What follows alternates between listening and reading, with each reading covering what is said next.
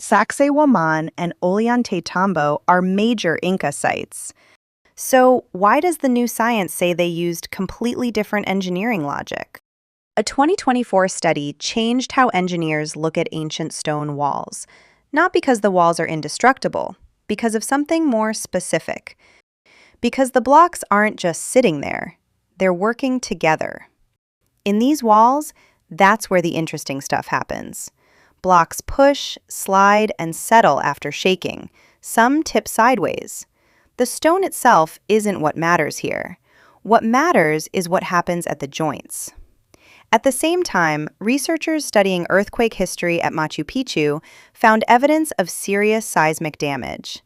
That evidence suggests Inca builders may have lived through major earthquakes while the city was still being built in the 1400s AD. So this story isn't size versus mystery. Two sites, two building strategies, and a growing body of science that keeps explaining them better. This video compares Sacsayhuaman and Ollantaytambo across 5 points. In every one of them, the real story is better than the myth. Picture two of the most famous stone sites in the Cusco region. At Sacsayhuaman, the first thing that hits you is size. Huge retaining walls, massive carved stones, no mortar between them. At Ollantaytambo, what stands out first is precision. The details, the fit, the shaping. Jean-Pierre Pratzen used this site as a key example in his research on how the Inca quarried, moved, and worked stone. So this isn't advanced versus less advanced. It's one building tradition solving similar problems in more than one way. And the closer researchers look at those methods, the more impressive they turn out to be. Let's start with the most obvious difference between the two sites. Sacsayhuaman grabs your attention through sheer size. The largest limestone blocks weigh between 128 and nearly 200 tons. That's roughly 282,000 to 441,000 pounds, or up to 2.5 times the maximum takeoff weight of a fully loaded Boeing 737. And they're stacked without mortar, with dry joints, meaning no cement fills the gaps.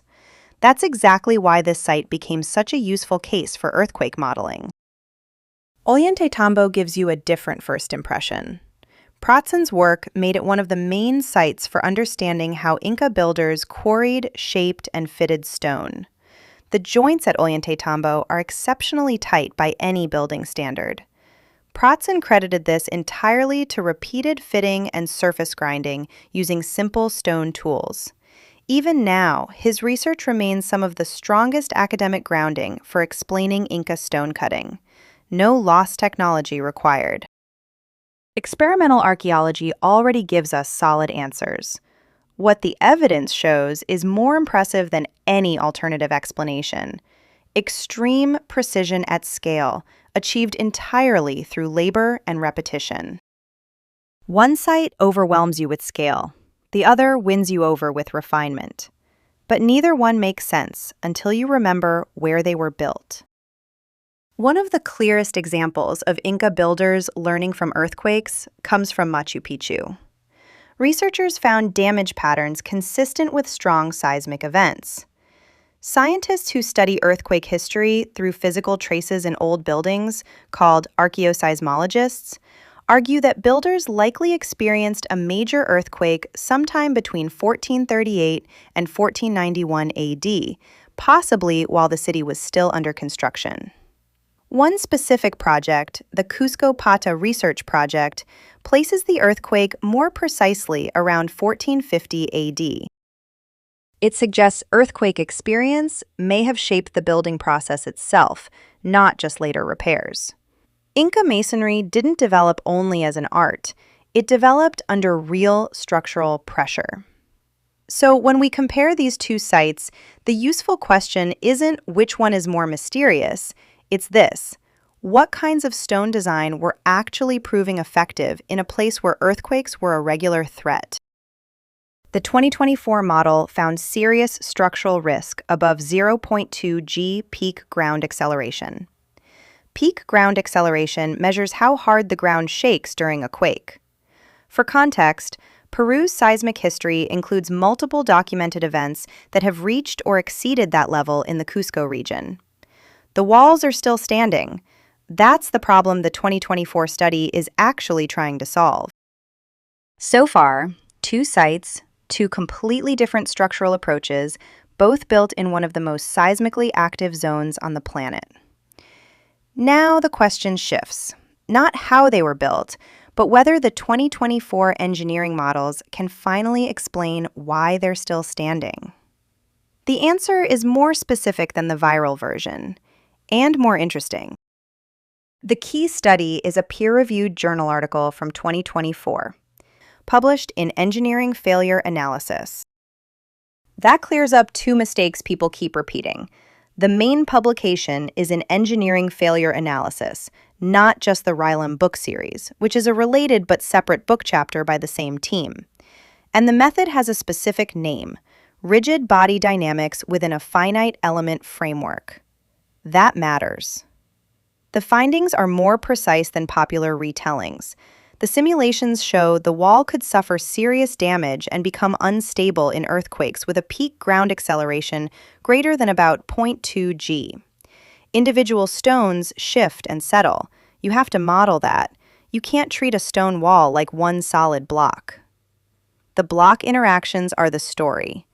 The claim that full collapse only starts at 2.5 Gs, the data doesn't show that. There's also a related 2024 book chapter by the same team in the RILEM book series. That same modeling approach can assess the seismic performance of Inca stone walls and identify where they'd most likely fail.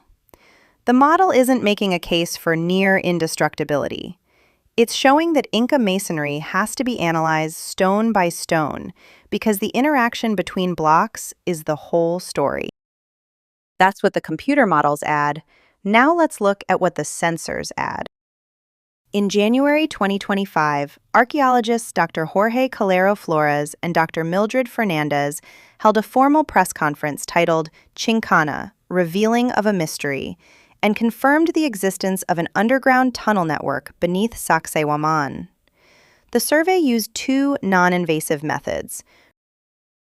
Ground-penetrating radar works by sending radio waves into the ground and measuring how they bounce back. Acoustic prospecting adds a second layer, sound waves. Together, they don't dig, they listen. Written accounts going back centuries, including a Jesuit chronicle from 1594, described a tunnel connecting Sacsayhuamán directly to Coricancha, the most important temple of the Inca Empire. Now we have confirmation. The tunnel runs approximately 1,750 meters, just over a mile, connecting Sacsayhuamán directly to Coricancha, exactly as the 1594 Jesuit chronicler described. It measures roughly 8.5 feet wide and just over 5 feet tall.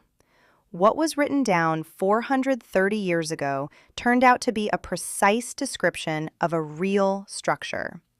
By late 2025, excavation had begun and the entrance had been located. The written accounts, the radar signal, and the excavation, all 3 tiers are now confirmed. At Sacsayhuamán, the strongest verified pre-Inca evidence points to the Killke culture. They occupied the Cusco region from roughly 900 to 1200 AD, though scholars still debate the exact boundaries. Carbon-14 dating of early construction phases at Sacsayhuamán places initial building around 1100 AD, before the later Inca expansion of the complex. Already significant. The history of Sacsayhuamán doesn't begin neatly with the later Inca Empire. A pre-Inca cultural layer is part of the serious archaeological record, even if the full extent of Killke construction is still being worked out. Ollantaytambo needs more caution.